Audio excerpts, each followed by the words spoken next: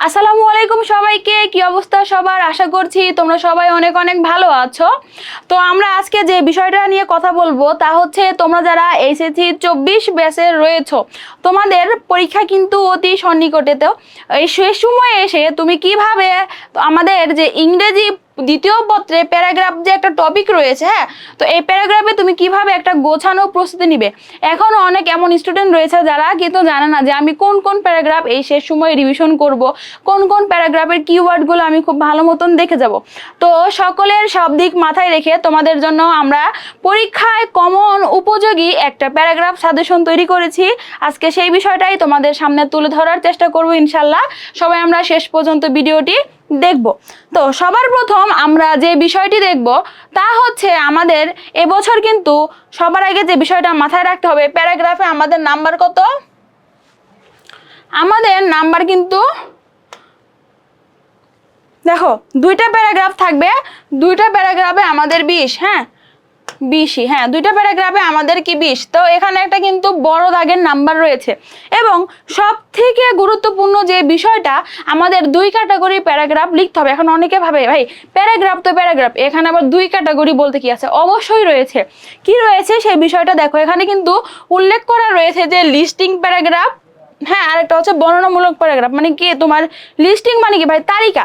ধরো তোমাকে তোমার জীবনী সম্পর্কে লিখতে বলেছে, তাহলে কি তুমি প্রথমে গিয়ে লিখবা যে আমি বিদ্যালয়ে যাই? এটা কিন্তু হলো না। প্রথমে তুমি তোমার নাম, তুমি কোথায় জন্মগ্রহণ করেছো, কত তারিখে জন্মগ্রহণ করেছো, তোমার বাবার নাম, মার নাম, তাদের পেশা, তুমি তোমার হাতে খড়ি হয়েছে কোন বিদ্যালয় থেকে, দেন হচ্ছে তোমার হাই স্কুল, কলেজ জীবন, ভার্সিটি জীবন, কেরিয়ার, এই বিষয়গুলো এভাবে হচ্ছে কি তালিকা অনুযায়ী, অর্থাৎ কি একটা কি বিশেষত্ব রেখে তোমাকে বর্ণনা করতে হবে। সেই বিষয়টাই হচ্ছে লিস্টিং প্যারাগ্রাফ বা হচ্ছে কি বর্ণনামূলক প্যারাগ্রাফ। এখানে এই পরীক্ষায় উল্লেখ করা থাকবে, অবশ্যই তোমাকে 200 ওয়ার্ডের মধ্যে লিখতে হবে। তো যে বিষয়গুলো পরীক্ষায় বর্তমান সময়ের জন্য কমন উপযোগী সেগুলো হলো টি প্ল্যান্টেশন রয়েছে, ফিমেল এডুকেশন বা the importance of female education, হ্যাঁ। এরপর দেখো price hike, the importance of learning English, ইংরেজি শেখার গুরুত্ব। দেন হচ্ছে ক্লাইমেট চেঞ্জ, বর্তমান সময়ের জন্য খুবই উপযোগী, হ্যাঁ, কারণ বর্তমানে আমাদের বন্যার মুখে কিন্তু আমরা রয়েছি, যে কারণে আমাদের কি সিলেট বোর্ডের পরীক্ষা পিছিয়ে দেওয়া হয়েছে। তো আমরা যারা সিলেট বোর্ডে রয়েছি অবশ্যই একটা গোছানো প্রস্তুতি নেওয়ার চেষ্টা করব, যাতে করে আমাদের পরীক্ষায় আমাদের কি এই বন্যা প্রাকৃতিক দুর্যোগের জন্য আমাদের পরীক্ষার যে কাঙ্ক্ষিত ফলাফলের একটা কি সবার মধ্যে বাসনা রয়েছে যে আমি A+ পাবো, সেই বিষয়টাতে যেন আমরা কি হাল না ছেড়ে দেই, এই বিষয়টা মাথায় রাখবো। দেন আছে কি ডেঙ্গু ফিভার, হ্যাঁ। এরপর আছে হচ্ছে ইয়োর ফেভারিট পারসন অথবা টিচার। দেন হচ্ছে এনভায়রনমেন্ট পলিউশন, এর মধ্যে আসতে পারে হচ্ছে কি ওয়াটার পলিউশন আসতে পারে, সয়েল পলিউশন আসতে পারে, সাউন্ড পলিউশন আসতে পারে, রোড অ্যাক্সিডেন্ট ইন বাংলাদেশ, শুধু রোড অ্যাক্সিডেন্টও আসতে পারে অথবা বাংলাদেশের প্রেক্ষাপটে রোড অ্যাক্সিডেন্ট আসতে পারে। An ideal student or teacher. এরপর হচ্ছে drug addiction, Padma bridge, 7 March space and the হচ্ছে কি লোডশেডিং। এই বিষয়গুলো হচ্ছে আমরা পড়ে যাব, খুবই ভালো করে পড়ে যাব। এখানে কিন্তু সবগুলো দেওয়া আছে। এরপর আমাদের আরেকটা যে বিষয়ের প্যারাগ্রাফ থাকবে তা হচ্ছে কম্প্যারিজন অ্যান্ড কন্ট্রাস্ট। এখন অনেকেই আমরা জানি না এই কম্প্যারিজন এবং কি কন্ট্রাস্টের বাংলা কি। কজ অ্যান্ড ইফেক্ট কিন্তু আমরা জানি, এটা মানে কি কজ অ্যান্ড ইফেক্ট হচ্ছে কারণ এবং এর কি প্রভাব, হ্যাঁ, কারণ এবং কি প্রভাব। আর এখানে যে বিষয়টা তা হচ্ছে উপমা।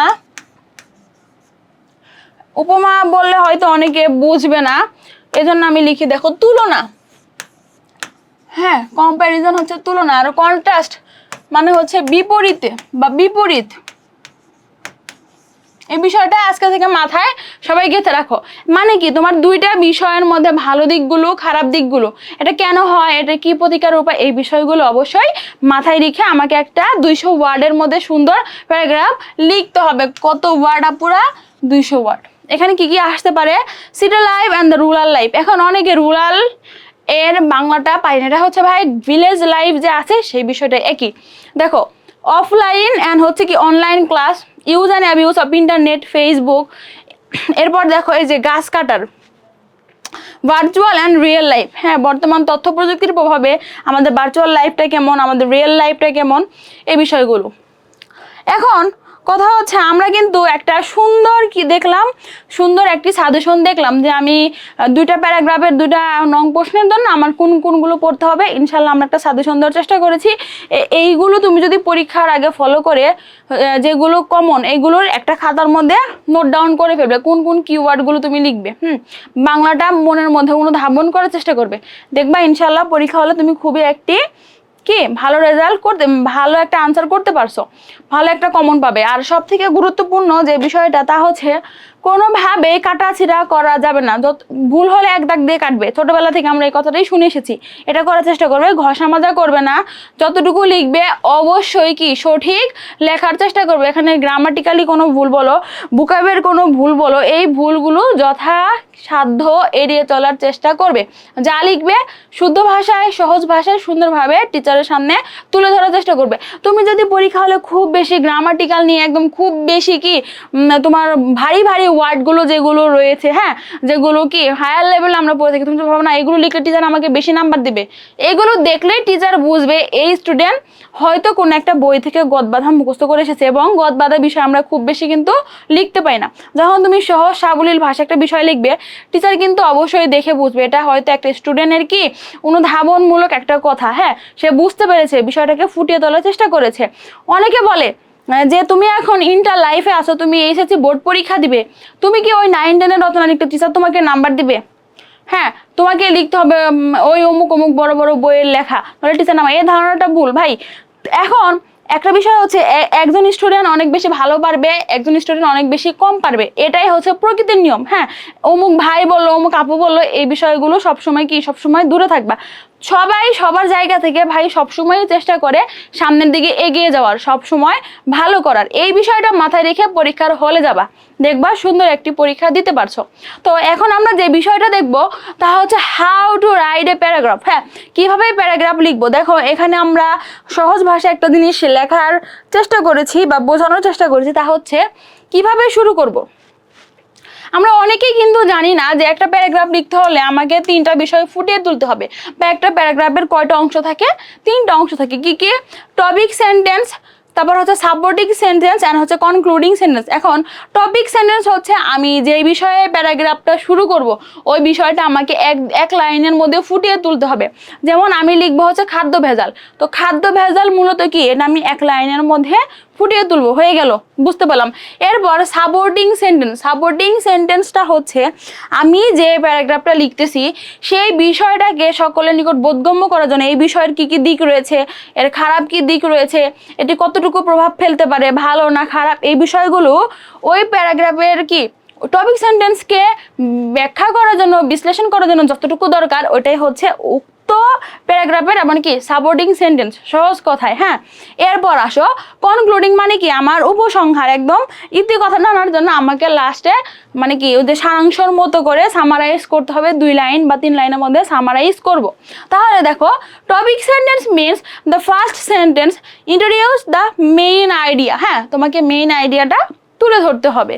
এরপর আসো supporting sentence, give details about the main idea. তার মানে কি তোমাকে মেইন যে থিমটা রয়েছে সেই থিম সম্পর্কে তোমাকে কি করতে হবে ভাইয়া, পুরা আইডিয়া দিতে হবে। Then concluding sentence means summarize the main idea, অর্থাৎ পুরো যা যা লিখলে এতক্ষণ সেই বিষয়টাকে তোমাকে 2-3 লাইনের মধ্যে সামারাইজ করে দিতে হবে। তুমি যদি একটা প্যারাগ্রাফে এই বিষয়গুলো ফুটিয়ে তুলতে পারো, হোক তা তোমার লিস্টিং প্যারাগ্রাফ, হোক তা তোমার কি কজ অ্যান্ড ইফেক্ট যে প্যারাগ্রাফগুলো রয়েছে ওগুলোও যদি থাকে, তুমি যদি এই বিষয়গুলো মেনটেন করে লিখতে পারো, অবশ্যই টিচার তোমাকে ভালো একটি নাম্বার দিতে বাধ্য থাকবে। হ্যাঁ, এবং তুমিও খুব ভালো একটা নাম্বার এখানে তুলতে পারবে। আর একটা কথা হচ্ছে ইংরেজিতে A+ এগিয়ে নেওয়ার জন্য রাইটিং পার্টগুলো কিন্তু কি কোনো বিকল্প নেই, এগুলো যত বেশি তুমি ইমপ্রুভমেন্ট করার চেষ্টা করবে, যত বেশি তোমার ভোকাব ভালো হবে, তুমি কিন্তু এই বিষয়গুলো তত বেশি সবার থেকে এগিয়ে থাকবে, এবং দিন শেষে তোমার A+ পাওয়া তো সহজ হবেই। এরপর তুমি যখন তোমার স্বপ্নের কোনো ভার্সিটিতে পড়তে যাবে, সেখানে ইংলিশ কিন্তু একটি বড় অংশ কি ভূমিকা জায়গা নিয়ে আছে অলরেডি। কারণ তুমি যদি ইংলিশে ভালো নাম্বার না তুলতে পারো, তোমার অনেক স্বপ্নের সাবজেক্ট, হাই ডিমান্ডিং অনেক সাবজেক্ট রয়েছে, সেগুলো তোমার হাতছাড়া হয়ে যাবে। তো এই বিষয়টা এখন থেকে মাথায় ঢুকিয়ে সবাই পরীক্ষার জন্য ঠান্ডা মাথায় একটি গুছানো প্রস্তুতি নাও এবং তোমাদের সকল বিষয়ের সাজেশন পেতে আমাদের road to writer page plus আমাদের ইউটিউব চ্যানেলে অবশ্যই যুক্ত থাকবে। হ্যাঁ, সবার জন্য শুভকামনা রেখে ভিডিওটি এখানেই শেষ করছি। ভিডিওটি এতক্ষণ দেখার জন্য তোমাদের সবাইকে অনেক ধন্যবাদ।